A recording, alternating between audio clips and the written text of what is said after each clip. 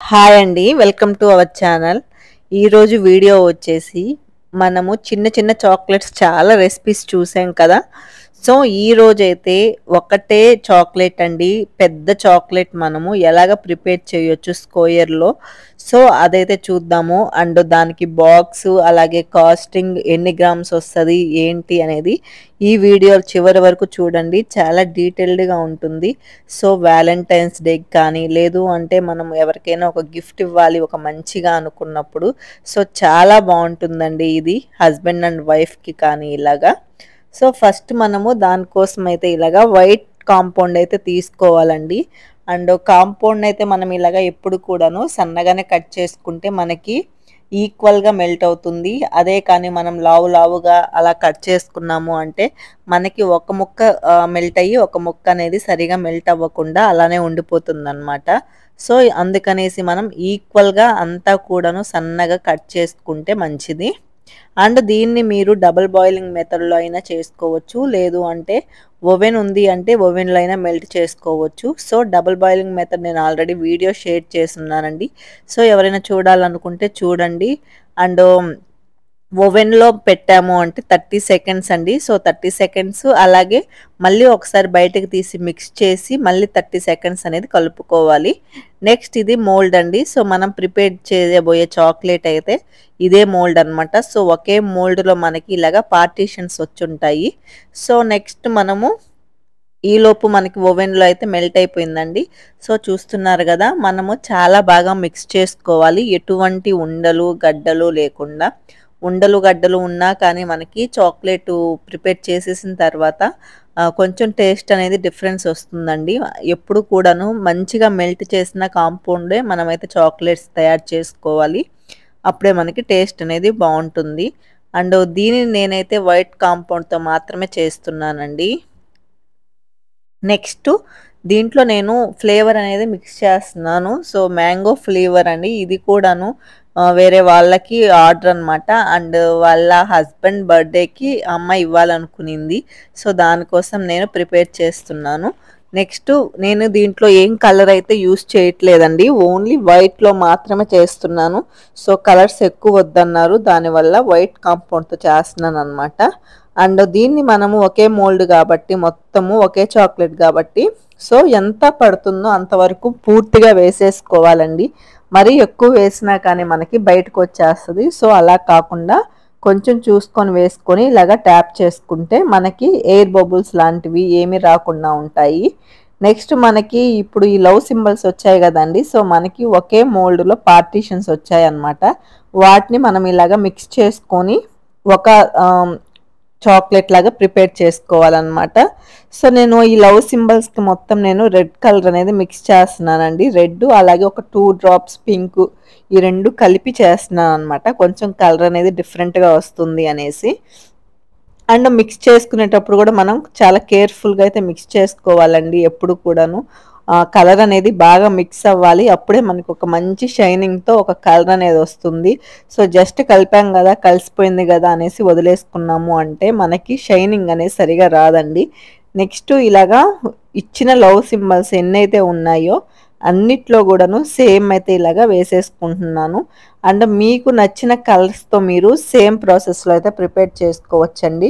Only dark చేసుకోవచ్చు, milk చేసుకోవచ్చు. అలాగే కలర్‌ఫుల్‌గా కావాలి అంటే ఇంకా బ్యూటిఫుల్ కలర్స్ అనేవి యూజ్ చేసుకొని చేసుకోవచ్చు. అండ్ దీన్నైతే నేను ఒక 15 మినిట్స్ ఫ్రిడ్జ్‌లో ఉంచాను. ఈలోపు మనకి చాలా పర్ఫెక్ట్‌గా అయితే రెడీ అయిపోయిందండి. సో, నెక్స్ట్ అయితే ఇంకా ఇలాగా డీమోల్డ్ అయితే నేను చేసేస్తున్నాను.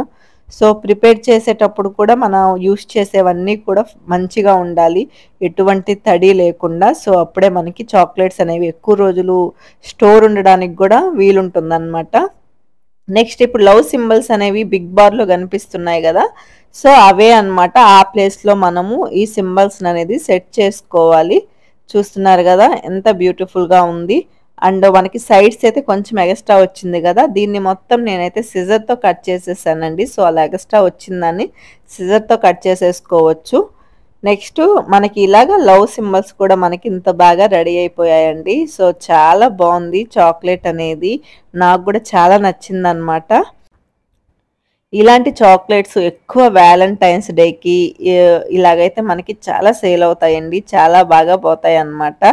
అండ్ చాలా యూనిక్‌గా ఉంటాయి చాక్లెట్స్ కూడా. సో, వీటికి డిఫరెంట్ బాక్సెస్ అనేవి ఇలాగా అవైలబుల్ ఉంటాయండి. దానికి తగ్గ మోల్డ్ ఒకటే మోల్డ్ మనకి సో, ఎలా వచ్చిందో అలాగే లోపల క్యావిటీ కూడా ఒక చాక్లెట్ పట్టడానికి వస్తుంది. అలాగే పైన మనకి ట్రాన్స్‌పరెంట్ క్యాప్ కూడా ఉంటుంది.